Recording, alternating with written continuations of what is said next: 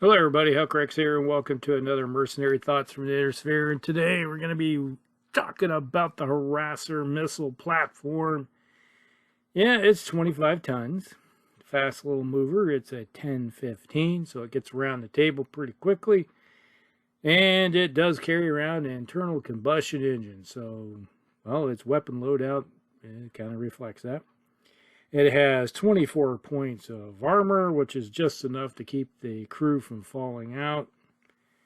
Just don't get shot, or else it automatically goes in. Let's just say you get hit in the sides, and the rear, and the front, and the turret with a medium laser, your armor's gone. You get hit in the rear, it's already internal. So, now, weapon systems, it carries around 2 SRM-6 in the turret and 2 tons of ammo in the body. Now, just to be honest, I think this vehicle could probably have easily gotten by with just 1 ton of ammo for those 2 SRMs, because your life expectancy with these things is not very high. Especially if you're facing off against some highly motivated and good pilots. It doesn't matter how fast you're going, you're going to get nuked pretty quickly. And your range with those 2 SRM-6s is pretty limited. Only 9 inches or 9 hexes, depending on how you're playing the game. And, yeah, that's just pretty much it. It's kind of like a fire and forget type weapon system. This thing actually probably will do more damage if it tries to do a headlong leg attack on a mech. Go 15 directly forward and try to ram and disintegrate itself on a mech. Probably take a mech leg off, because you look at how fast these things can go. So, yeah, that might be a viable option comparatively, which, it's like, it's not that a logical person fighting in battle would actually charge and try to ram something like that, but you could do it. Now, with the limited range of the weapons out to 9, this is a enclosed fighter. Now, it can close that distance really quick. When you're going 15, it can go 15 straight forward without making any turns and just be there. So roughly you're looking at, it has a 24 hexer-inch range on the very first turn. Because if you can go 15 forward and you got your 9, so that's your threat ranges right there, is 24 at the max. So, yeah, that ain't bad. Not bad at all. And on the second turn, you can guarantee by the second turn, these things are probably 100% already in your face and giving you some problems. And when you're looking at the speed, if you can keep it at the 10 range, which, you're not getting any other benefits until you get past, I think, was it 17 or 18, something like that, before you get another pip anyway. So this vehicle should always have at least a 4 mod wherever it goes. But by the second turn, it's usually hitting its target with hopefully a couple SRM-6s. And if you get both to hit, yeah, I don't know if that's ever going to be possible, but you can do it. And on average, you're going to probably hit with about 8 missiles. Now, if you got 4 of these in a lance, and all of them, which statistically is possible, not likely, highly unlikely, but if you got all 8 of them to hit and you average 4, so that's 24, that's 48 damage, and that's all going to be 2-point shot groups. Now, if you're facing off, let's say you got an assault mech out there that's a 3-5 mover and it only has a 1 mod on it, then your odds are greatly increased that you're probably going to be doing some damage to it. And I always look at these things as they're like fishing for crits. That's it. The odds of them doing a lot of damage is not great. But when you come in at a battle value around 400, you can field probably a lance of these for the cost of a single assault mech. So Life expectancy, not great though. Like I said, you're looking at the armor value. Now, just to say a few things, what I would probably do right off the bat is do a minor modification, take out one of those SRMs and 1 ton of ammo and replace it with a LRM-5 that gives you a little bit of long range, so you can stand off maybe and harass. And even impossible is to, it is an option where you could either load up a ton of that 1 ton with, let's say, smoke munitions, so you can possibly, the 4 of them could lay down a smoke barrage and do a little bit of covering screening for your force. Or you can just go around and be a harasser and waiting for that opportune moment where you keep hitting them with the LRM-5s, typically doing 3 points damage, and then when the opportune moment, strike in and hit them with those SRM-6s. Let's say you got a mech that has some open, like a heavier assault that's moving slow, and they got some open spots on their armor. Dive in. That even goes with the 2, when you got the 2 SRM-6s on board. That's where you dive in with these guys and then just hammer away with and try to do crit fishing into the internal structure and hopefully hit some ammo or something of that nature. And if you're playing Succession Wars, which these vehicles come from, the odds are hitting ammo are pretty high and watching a mech go sky high. Now, there are a few different variants. Not many, but there's a few. There's the LRM version. This came out during the Succession Wars. It replaces the SRM-6 launchers with a LRM-10. I personally would probably have gone with the 2 LRM-5s and then save that 1 ton and put it in more armor, increase the armor value, so at least you can stay alive a little bit longer.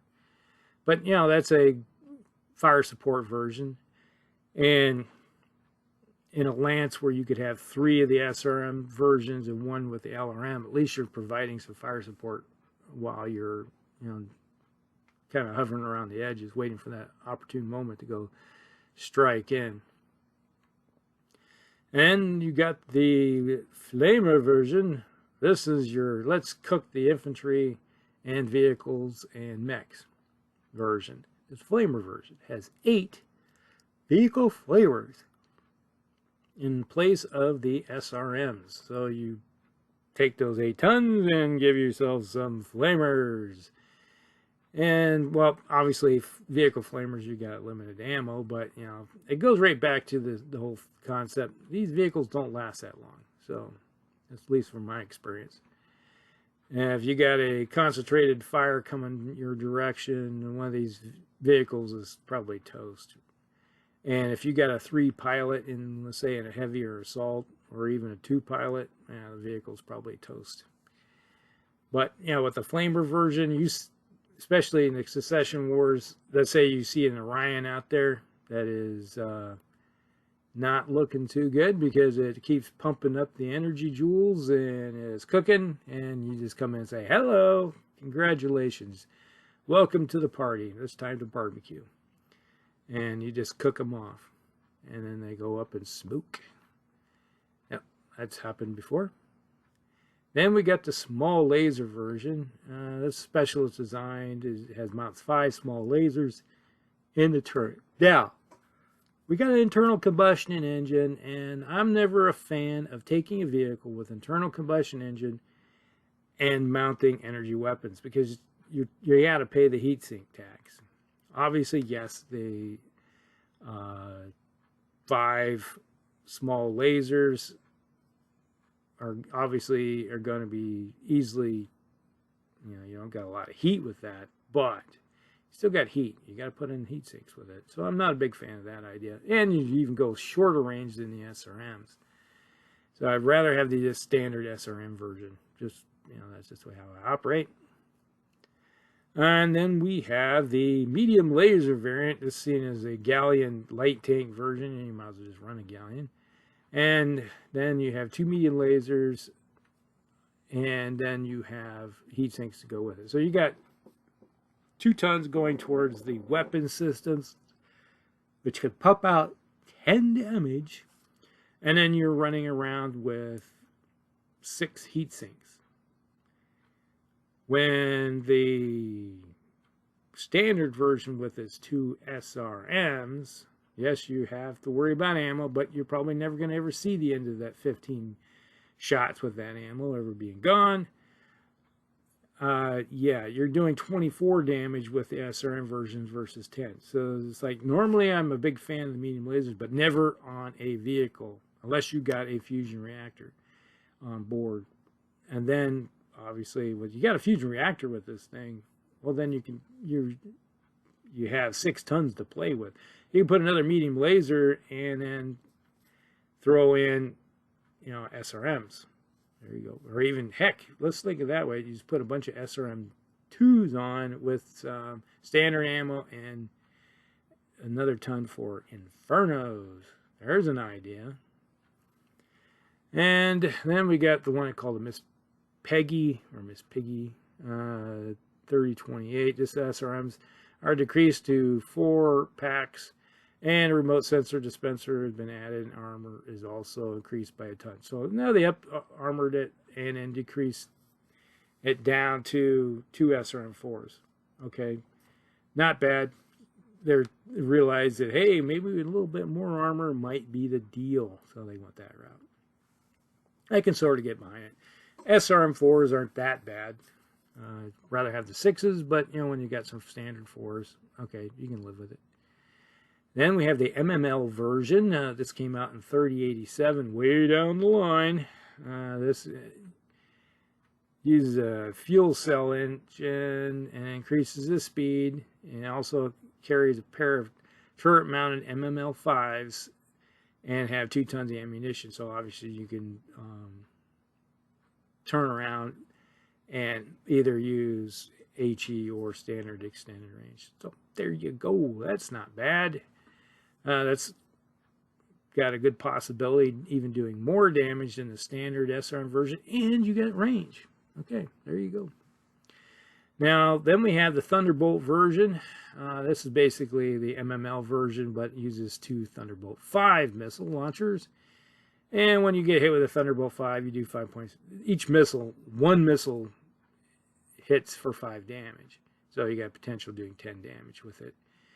But all it takes is a nice little anti-missile system and knock them down. So yeah, there is that. Not a great usage.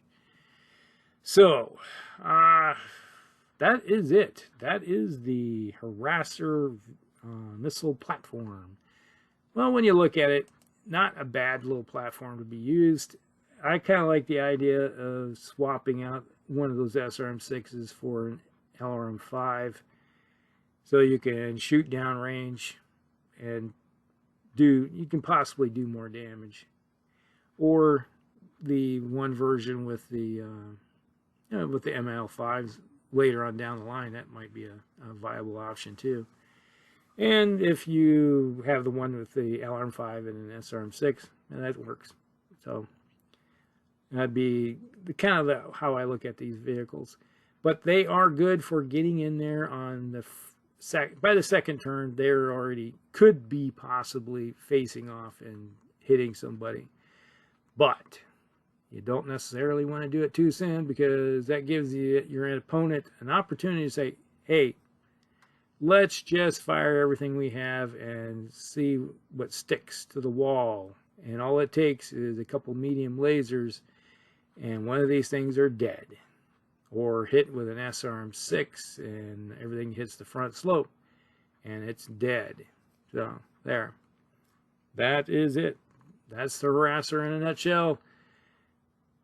Not bad, not great, but it just seems to get the job done in a certain way. It has its situational awareness and not getting too greedy and too fast. Pun there, I guess. All right, we'll talk to you later. Hellcorrect out.